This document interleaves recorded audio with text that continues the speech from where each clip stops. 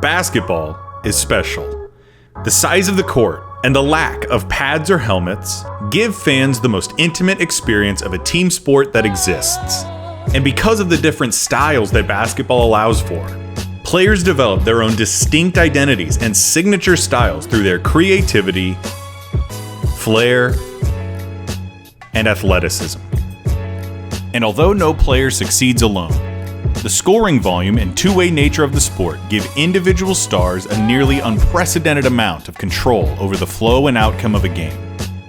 For this reason, players are constantly compared to their peers and to the legends of the past in order to answer the most hotly contested question in the sport: who's the greatest to ever do it? For many, the question's redundant. They believe in only one right answer: their answer. Others might have their own personal stance, but acknowledge one or two alternatives. But I believe that there's much more nuance to the question of greatness, and more answers to it than you might think. By my count, there are 8 players in NBA history that have a substantial claim as the GOAT. It's a subjective thing though. I can't give you a definitive answer. All I can do is make the case. So today, I'll be making the case for Tim Duncan as the greatest basketball player of all time.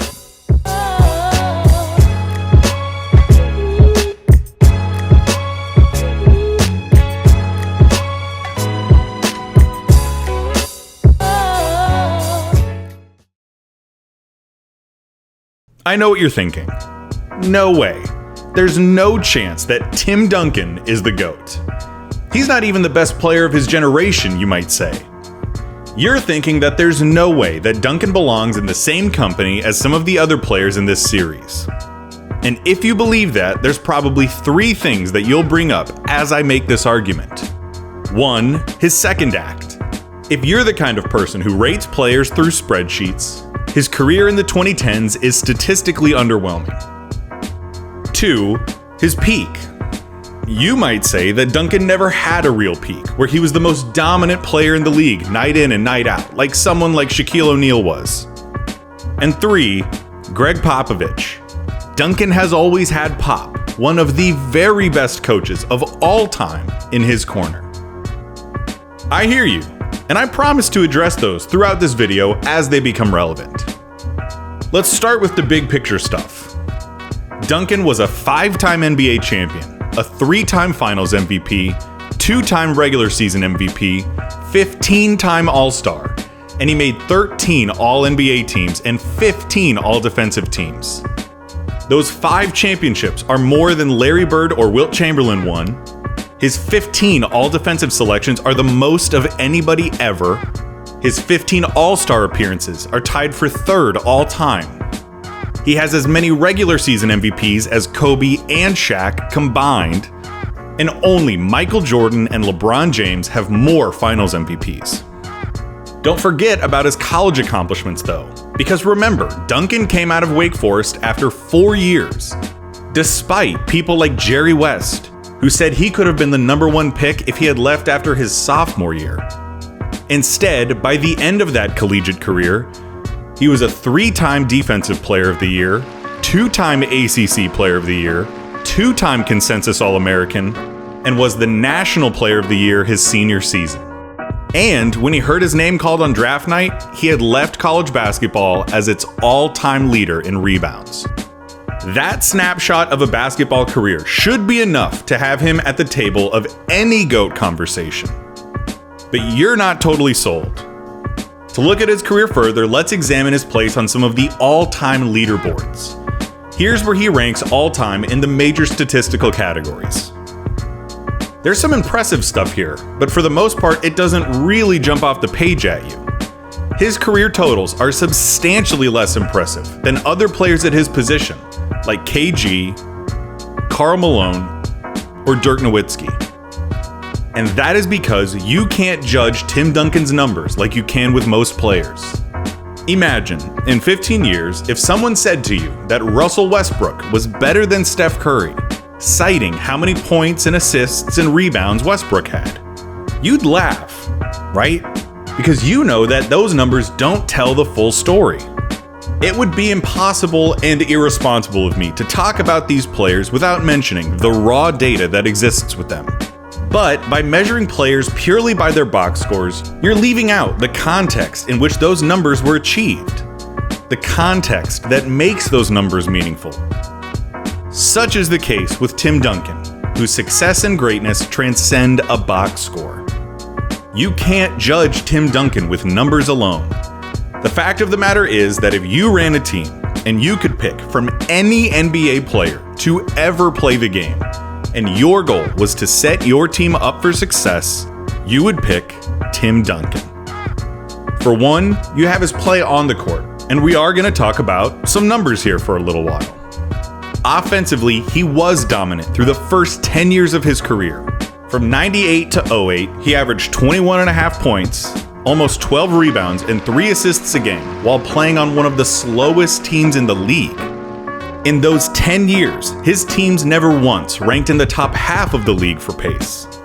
Adjust his stats for pace and look at his numbers per 100 possessions, and you're looking at a big man who was every bit as productive as any other offensive player in the league. You already know about his skill set. He was, after all, the big fundamental.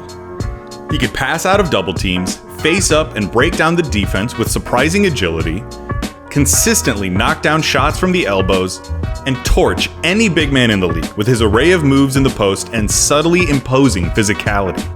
He could masterfully run a pick and roll with any guard with working limbs. And of course, he had his signature bank shot, one of the most consistent and reliable shots of all time, right up there with Kareem's skyhook and Dirk's fadeaway. Those skills never deteriorated throughout his career, save perhaps his final year. And that's where I want to tackle the idea that his second act was unexceptional. His scoring numbers dipped in his last 8 years, never averaging over 20 points a game again. But as the Spurs offense became more collaborative and free-flowing, Tony Parker and Manu Ginobili shouldered more of that scoring burden as Duncan aged. His shot attempts fell, though he remained efficient. His skills hadn't waned. The Spurs just didn't need him to score 28 points every night. He retained his role as leader and contributed in other facets of the game. That's why, in 2013, at the age of 36, he became the oldest player ever named to an All-NBA first team. He could pick his spots, put his teammates in position to succeed, and save himself undue punishment and wear until it was needed. Duncan was never a prolific scorer, even in his prime. His game was never predicated on gaudy point totals like Malone or Dirk. With a different offense, he took fewer shots. With fewer shots, he scored fewer points. The whole time, though, he remained the whole package. He was a tremendous rebounder, the go-to guy in crunch time, and don't forget, the best defender maybe ever. That's what hurts his stats more than anything. The lack of flashy numbers for defense outside of blocks and steals. It's so hard to measure how much a drive was cut off because of his presence, or how much a shot was altered because of his contention. There are some advanced metrics that attempt to do this, and although it is an inexact science, stats like defensive rating, defensive win shares, and plus-minus numbers do an admirable job of capturing the game's best ball stoppers. Duncan's place in those metrics is unmatched. These metrics, along with his record 15 defensive selections, serve as a testament to how Duncan thrived when the opponent had the ball. Nate Silver's 538, a website that works with data and statistical analysis in every realm from politics to sports, published this article by Neil Payne. In it, Payne crunches several data points to come up with a player's WAR value, or wins above replacement. In other words, how much better were you than an average player? Payne's WAR statistic valued balance above all else, players who succeeded at both ends of the floor. Tim Duncan was the leader by a mile. What does that all mean? It means that Tim Duncan was a tremendous offensive player despite the lack of volume, and one of, if not the, greatest defenders of all time. In short, his value as a two-way player is virtually unmatched in the last 50 years of NBA basketball. So enough with the numbers. I want to talk about Tim Duncan when it mattered the most. the playoffs.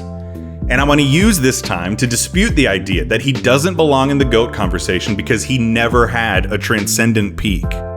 Look at any numbers, read any article, talk to any fan who paid attention to the game at the time, and you will come to the same conclusion every time. Tim Duncan was a killer in the postseason. Nearly all of his most memorable performances came in the playoffs, and more often than not, came in crucial games when his team needed him most. From his near quadruple-double in the 2003 finals to close out the Nets and earn his second championship, to his 25-point first half against the Heat in Game 6 of the 2013 finals 10 years later, there was never a moment that was too big for Duncan. Here are some of his playoff rankings, significantly higher than his regular season stats. That's because 1, he was in the playoffs more than anyone else of his era, and 2, he's one of the best playoff performers in NBA history. His 99 championship run was phenomenal as he tore through a young Kevin Garnett, the newly assembled Kobe Shaq Lakers, Rasheed Wallace's Trailblazers, and the Patrick Ewing-less 8-seed Knicks on his way to being named the second youngest Finals MVP ever. His 0-2 campaign is incredibly underrated as he carried one of the worst teams of his career to 60 wins and outplayed Shaq before being beaten by the two-time defending champs. 0-3 was his best season, and we'll talk about it in a second. Just know that his running mate David Robinson averaged 8.5 points and 8 rebounds in the regular season, and that Duncan's win shares in that playoff run remained the most of anyone in a single postseason. In the mid to late 2000s, Duncan's teams remained fixtures in the playoffs against competition like Dirk's Mavs, Nash's Suns, and Kobe's Lakers. He repaid the Spurs by leading them to 2 more titles in 05 and 07. He gave us one of the great shots of his career in Game 1 of the 08 Western Conference Finals against the Suns. Like I said earlier, in Game 6 of the 2013 Finals, at age 36, playing against Wade, Bosh, and Apex LeBron on the road, Duncan put up 25 points in the first half. It would have gone down as an all-time series-clinching performance had it not been for his three-pointer. He got his revenge in 2014 as the Spurs played the best basketball that has ever been played, setting the tone in Game 1 with a classic 21-10 while shooting 9 of 10 from the field. And as his last playoff hurrah, trying to defend the title at the ripe age of 38, in Game 7 of a first-round series against the Clippers, Duncan reached all the way back and put up 27 points and 11 rebounds, sinking crucial free throws to tie it before Chris Paul nailed a dagger. The same Tim Duncan that was giving the business to a 22-year-old Kevin Garnett was the same Tim Duncan that was taking a 26-year-old DeAndre Jordan to school. He was ready to win championships from the day he entered this league to the day he left it. And I think that's why his peak is used as an argument against him. The fact that his championship window lasted his entire 19-year career and that his teams were always somewhere between 50 and 60 wins means that it's hard for any one of them to stand out from the rest. And for some unfathomable reason, being consistently great is less of an accomplishment than being great for a short stint. But if any of them do stand out, it's his 2003 season. After leading his team to 60 wins and his second consecutive MVP, Duncan eviscerated everything in his path as he tore through the playoffs.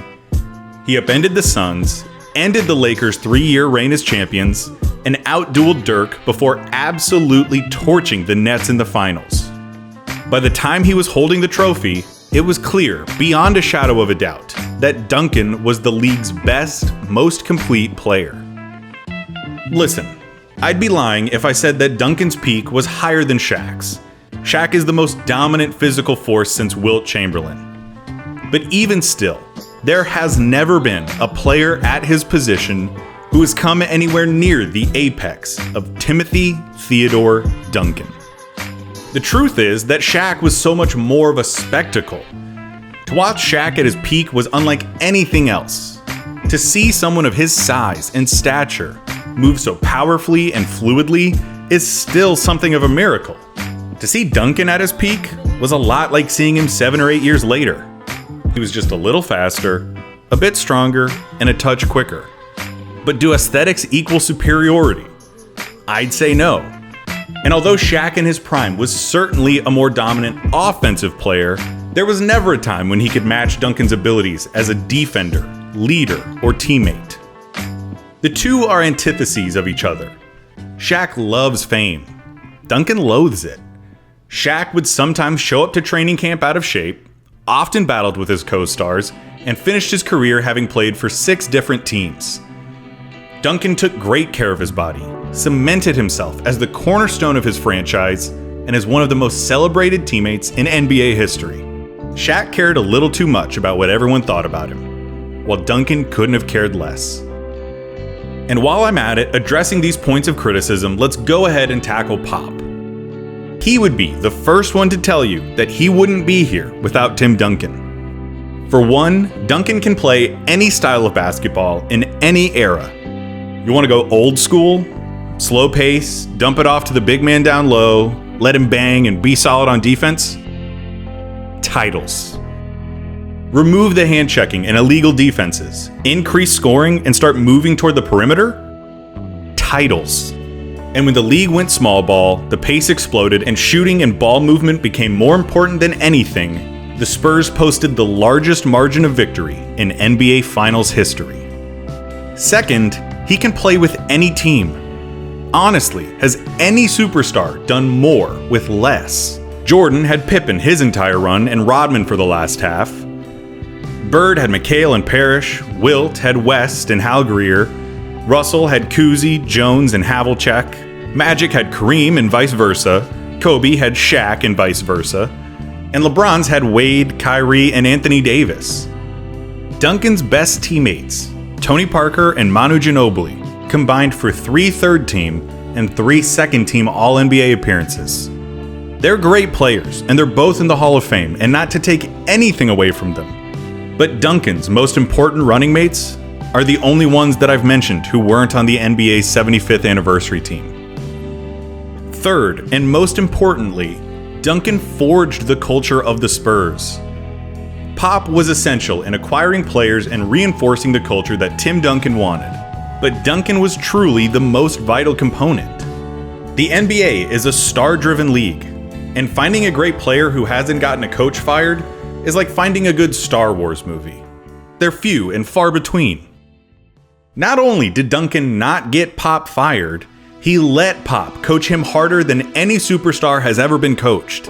If Tim had ever thought to himself, you know what, I don't feel like getting my chops roasted in front of everyone today because I didn't box out right in practice, he could have gone right to R.C. Buford and Pop would have been gone. End of story. But Tim understood what Pop was about and trusted him enough to be mentored in an unprecedented way. He set the example for his teammates that no one is immune to criticism and that it is expected of everyone to leave their egos at the door. In 2017, the Spurs SB Nation blog Pounding the Rock spoke to Sam Walker, author of The Captain Class, a book that examines winning culture in sports, from field hockey to rugby. In an exchange, Walker said this: "The book's main conclusion is that the only one factor that must be present in order to maintain greatness over a long period of time is the presence of a particular kind of selfless, relentless, independent-minded, publicity-averse, emotionally composed captain with strong communication skills. And that's Tim Duncan. Duncan was a pure example of the species." I love Pop, but it's a fact that Tim Duncan was the catalyst that empowered Pop to be what he is now. This isn't Belichick Brady where you can make an argument about who made who. Pop is one of the greatest coaches of all time because of Tim Duncan. If you want to take credit away from Duncan by saying that he played for the best teams, you might be right, but that's only because he made them the best team. He gave up touches, let other guys hold the torch, put everyone around him in the best position to succeed, and he enjoyed it when they did. When I said earlier that the thing that hurt Duncan's stats more than anything was a lack of defensive numbers, I lied. The thing that hurt Duncan's stats more than anything was the fact that he never gave a shit about stats or awards. He wanted his teams to succeed, and he wanted to win. That's it. He was a generational badass with an all-time skill set. the most complete player who has ever played the position of power forward. But if anything has hurt Duncan's perception as one of the very, very best players who has ever played, as a player who is criminally underrated when it comes to conversations like this, and for consideration as the greatest player who has ever played basketball, it would be that he was a mellow dude, a technically savvy big man who did what he did without fanfare, celebrations, or ostentation. It just wasn't him. And you know what? It worked wonders for the team, for himself, and for his teammates. Just listen to the way they talk about him. I don't think there's a more beloved teammate than Tim Duncan. He was always the big brother, correcting them when they made mistakes and throwing his arms around their shoulders when things didn't go their way. He led in the most effective way possible, by example. Of all the end-of-career farewell wishes, this is the one that stuck out to me the most, from his former teammate Brent Bones Berry. He quoted Mark Twain by saying, "To be good is noble, but to show others how to be good is nobler, and no trouble. For your brilliance, TD, I am grateful. For your skills as a player, I am in awe. And for your friendship, I am honored." Former Spurs assistant and former Bucks coach Mike Budenholzer said to ESPN's Kevin Arnovitz, "The magnitude of that, the number of people in this league who have enjoyed opportunity or found fortunate spots, you can trace it back to this one guy, to the way Timmy played ball and the way he conducted himself. The culture is Timmy." The NBA is a league of superstars and dynasties. From Russell to Jordan, from Chamberlain to LeBron. We remember its history through its champions. And in the history of North American sports, no one has been as good for as long as the Spurs. San Antonio's success is completely unprecedented in the world of basketball. Aside from his lockout-shortened sophomore season, Duncan won 50 or more games and qualified for the playoffs in every season of his 19-year career. He finished that career with a win percentage of 71%. That's 19 years of winning over 70% of the games in which you play. It is the best mark across a 19-year stretch that any basketball team has ever enjoyed. In fact, it is the best mark across a 19-year stretch that any team has enjoyed in professional North American sports history. The Spurs' run of success started in 1997, the year they drafted Tim Duncan. Since then, he has been the cornerstone, the engine of the franchise that has perpetually defined what winning culture looks like in and outside of basketball. And so I say again, if you ran a team and you could pick any NBA player from any era and your goal was to win, you would pick Tim Duncan. His abilities as a basketball player are what made him a superstar. But his consistency, willingness to be coached, love of his teammates, and his humility are the things that make Tim Duncan transcendent. I'll let Pop have the last word. Here he is after Tim Duncan announced his retirement. You know, everybody always talks about who they like to eat dinner with. You know, if you had one night you could go to dinner or go to lunch with so-and-so, who would you like to do it with? And people say, you know, Mother Teresa and Jesus and the Dalai Lama. And, okay, I get it. And I can honestly tell you,